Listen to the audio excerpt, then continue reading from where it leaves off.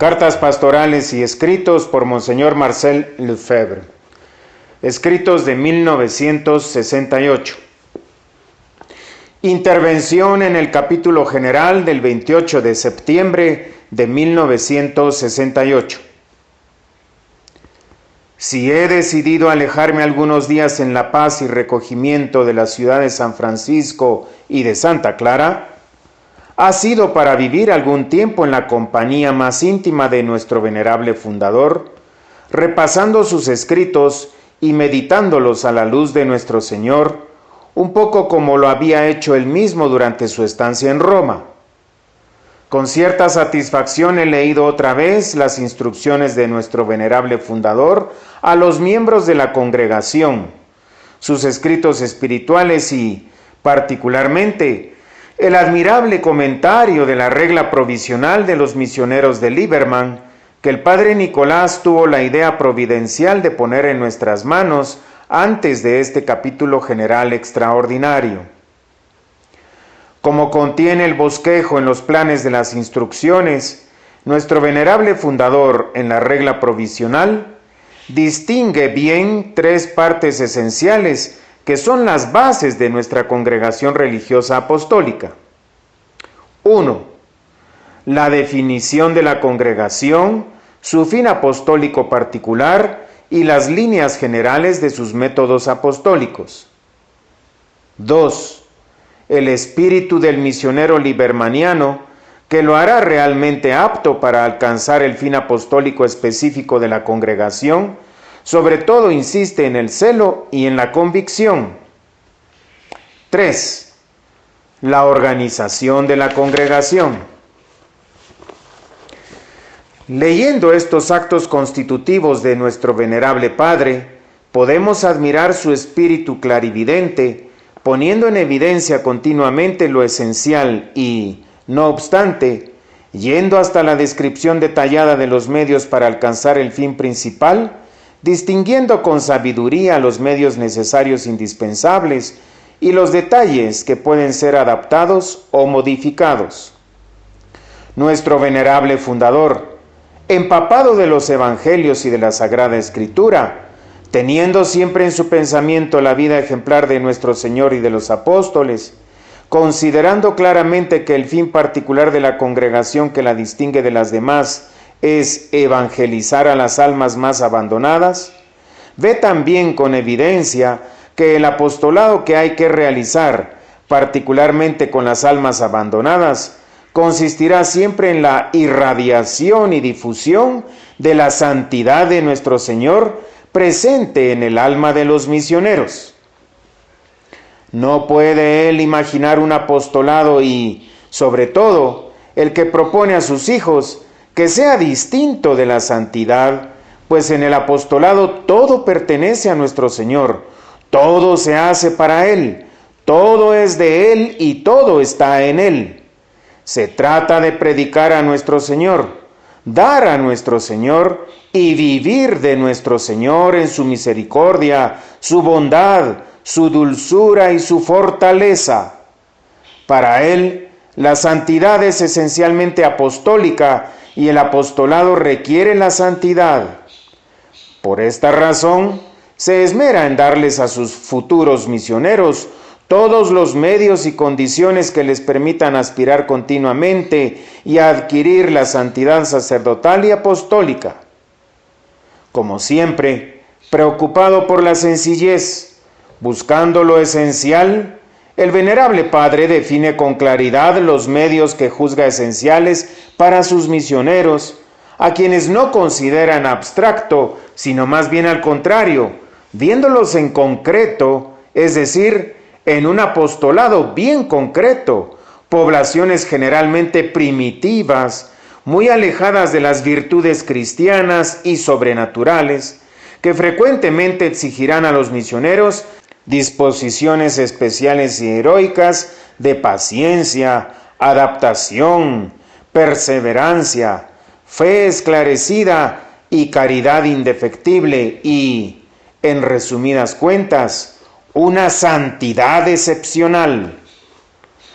Con conocimiento de causa, con visión serena y con psicología y notable espíritu de fe, nuestro venerable Padre nos señaló los caminos y medios necesarios para la santidad del misionero libermaniano y del misionero de las almas más abandonadas en los países de misión. Tales medios son: 1.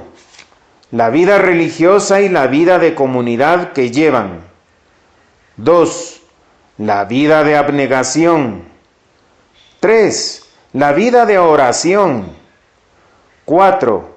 La vida de caridad fraterna, necesaria para el florecimiento de la santidad. 5.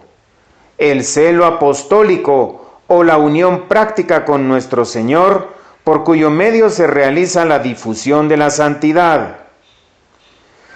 Sería fácil citar largos párrafos de los escritos de nuestro venerable fundador para convenceros de la importancia que atribuía a estos medios para el misionero del Corazón de María. Os recomiendo la lectura del capítulo 7 del Directorio Espiritual, que habla de la vida religiosa, y toda la segunda parte de la regla provisional comentada, particularmente lo que se refiere al celo apostólico. De estos escritos resalta claramente que nuestro venerable fundador no concebía la vida religiosa y de comunidad para sus misioneros, sino como fuentes necesarias y condiciones indispensables para adquirir la santidad de su vocación, a la que define como celo apostólico. Describe este celo con una abundancia de detalles y con tal perfección que abarca todas las virtudes del apóstol.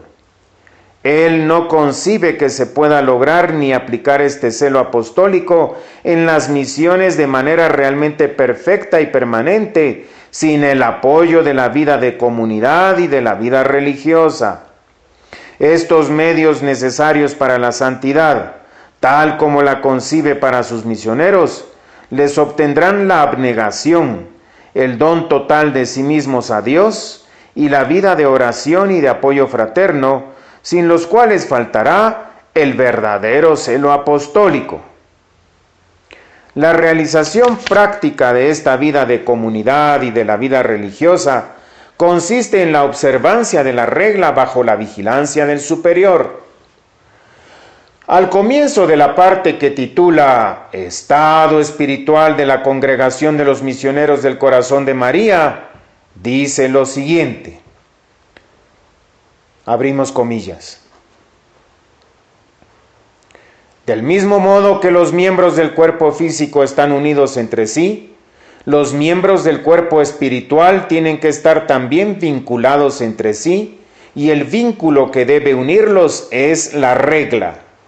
Lo he dicho y lo repito, mientras haya unión entre los miembros de nuestra congregación, haremos mucho bien, pero si esta unión se llega a romper, entonces tendremos miseria.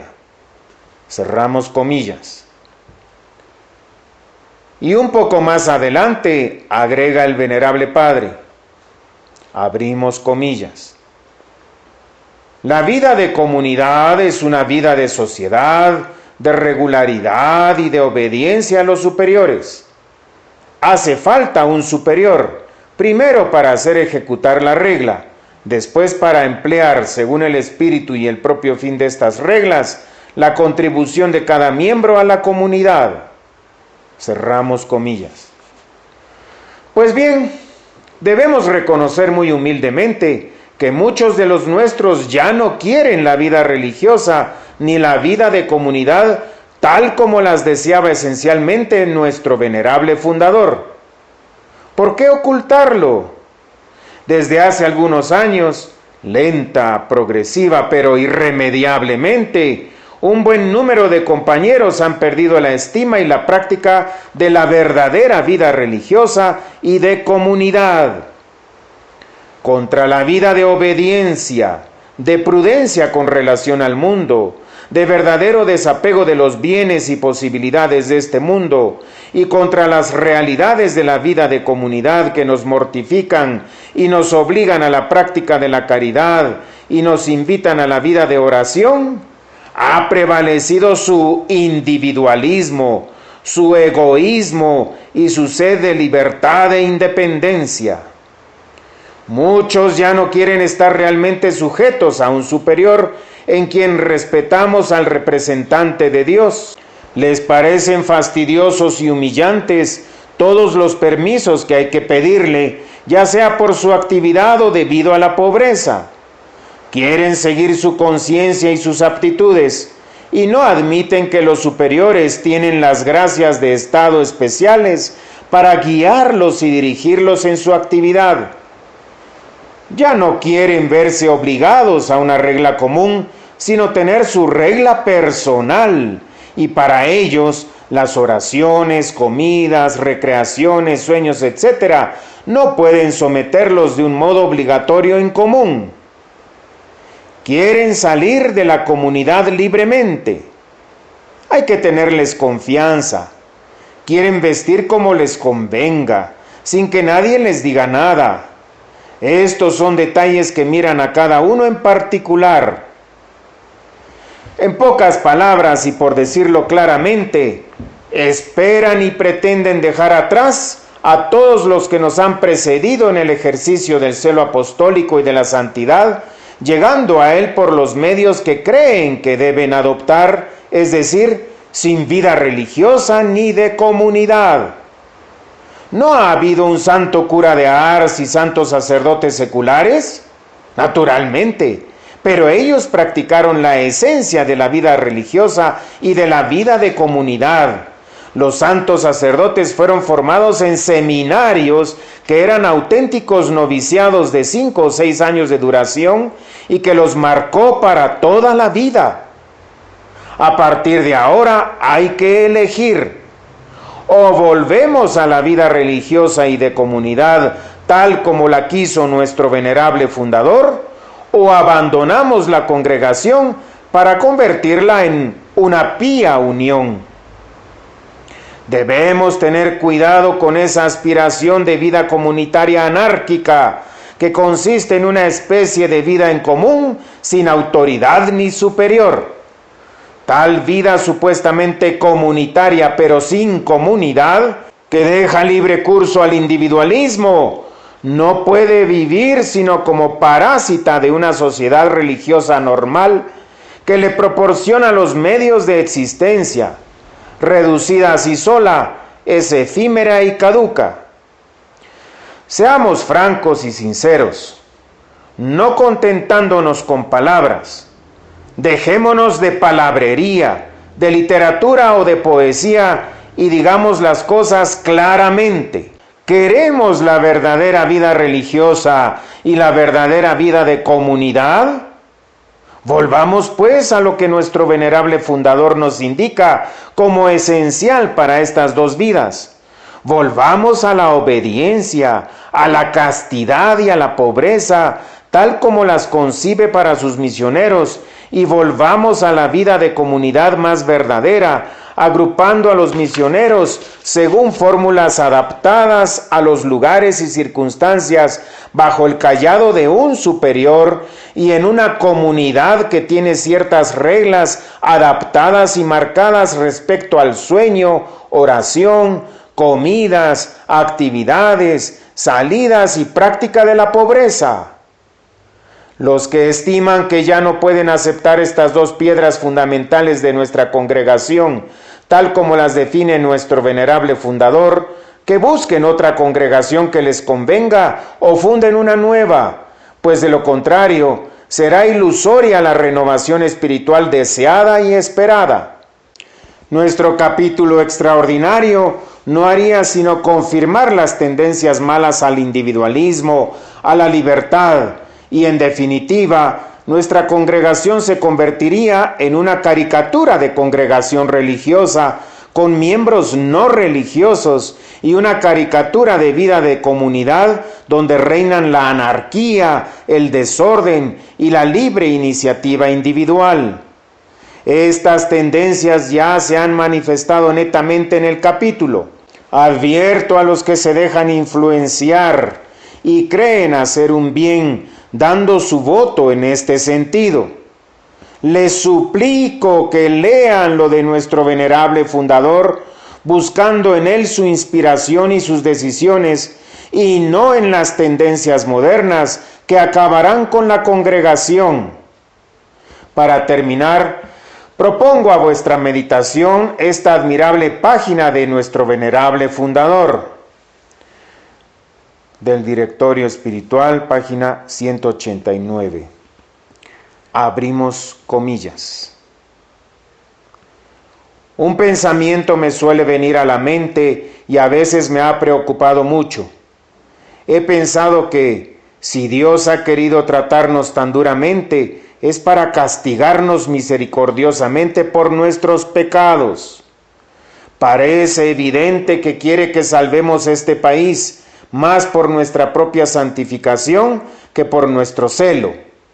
Quiero decir que parece que la santa voluntad de Dios es que nos quedemos en medio de estos pueblos, llevando una vida totalmente santa y poniendo un cuidado particular en la práctica de las virtudes religiosas y sacerdotales: la humildad, la obediencia, la caridad, la dulzura, la sencillez, la vida de oración, la abnegación, etc.